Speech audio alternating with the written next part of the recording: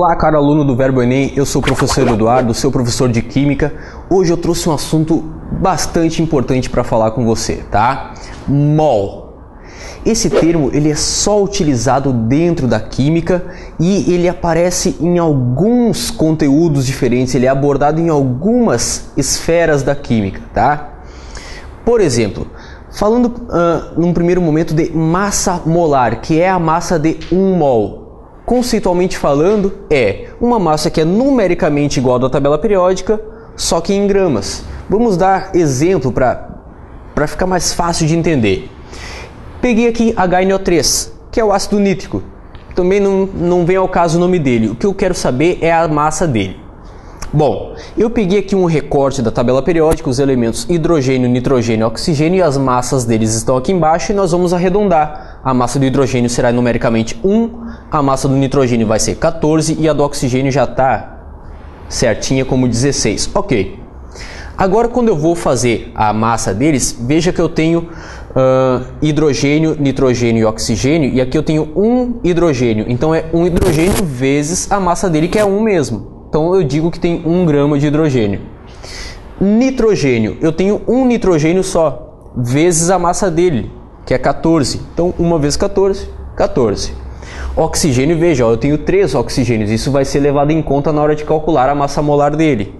Ó, são 3 oxigênios vezes a massa dele, que é 16, então dá 48 gramas de oxigênio aqui. Vou somar tudo para ver a massa da substância inteira, que eu só tenho de cada elemento.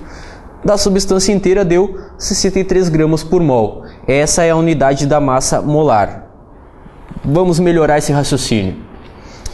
Quando eu calculei ali a massa do HNO3 e deu 63, eu tenho então o seguinte raciocínio. Se eu tiver uma amostra de 63 gramas de ácido nítrico, eu posso chamar isso de 1 mol de ácido nítrico. Por quê? Quando eu tenho uma massa em gramas que é numericamente igual àquela massa que eu acho lá na tabela periódica, nesse momento eu posso dizer que eu tenho 1 mol dessa substância. O mol é uma unidade, né? Ou melhor, é uma palavra que vai designar uma quantidade de matéria que só é utilizado na química. O mol, para ser traduzido em termos de massa, está diretamente ligado à massa da tabela periódica. Vamos fazer um raciocínio de proporção aqui, ó. Se eu tiver 126 gramas, não é exatamente o dobro da massa da tabela periódica? Se é o dobro da massa da tabela periódica em gramas, então é o dobro do mol, então são 2 mols. E assim a gente vai, ó. Agora eu tenho 3 vezes a massa da tabela periódica. Esse 189 é 3 vezes o 63 que a gente calculou antes. Se é 3 vezes a massa lá da tabela periódica, então são 3 mols. E assim vai, veja aqui, ó, tenho 630 gramas agora. É 10 vezes maior que a massa da tabela periódica. Então nesse momento eu tenho 10 mols de ácido nítrico. E eu, digamos aqui, eu vim, né, aumentando, mas isso pode ser diminuído. Se eu havia calculado lá a massa de 1 mol, tinha dado 63, se eu falar de 6,3 gramas de ácido nítrico, essa massa ela é 1/10 da massa lá da tabela periódica. Então eu tenho 1/10 de mol, que é 0,1 mol de ácido nítrico. Vamos agora ver aqui uma perguntinha para a gente responder. Veja, eu quero saber quantos mols de NaOH há em uma amostra de 80 gramas dessa substância. Aí apareceu esse dado aqui, ó, dado massa molar do NaOH igual a 40 gramas por mol. Por que esse dado aparece? Aqui vem a grande charada.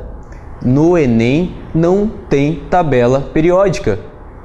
Tudo aquilo que eu havia feito lá com o elemento H, o N e o O, para o Enem não é válido, porque lá no Enem não tem tabela periódica. Então o que eles fazem? Eles facilitam a tua vida, eles te dão esse dado aqui, ó. Veja que tranquilo. Então agora eu já sei que para o NaOH, quando eu tenho 40 gramas dele, eu tenho 1 mol. Bom, se quando eu tenho 40 gramas eu tenho 1 mol, o autor da pergunta ele quer saber em 80 gramas quantos mols eu tenho. Se em 40 gramas eu tenho 1 mol, 80 gramas eu terei 2 mols. Então, gurizada, veja que barbada. Resumindo o conteúdo, quando eu quero descobrir o número de mols, basta que eu pegue a massa da amostra, que é a massa que aparece lá no corpo denunciado da questão, aí eu divido essa massa dessa amostra pela massa molar, que é aquela massa lá da tabela periódica, que o Enem fornece para você. Então não tem grandes mistérios, você não vai precisar ficar catando elemento na tabela periódica, porque no Enem não vai ter tabela periódica, ele te dá a massa molar, é só dividir a massa que o autor fala pela massa molar, que é o dado do exercício. Tranquilo? Viu só? Essa relação entre a massa molar e o número de mols é bem tranquilo, bem sem mistérios, tá certo? Então ficamos por aqui, um grande abraço e até a próxima. Tchau, tchau!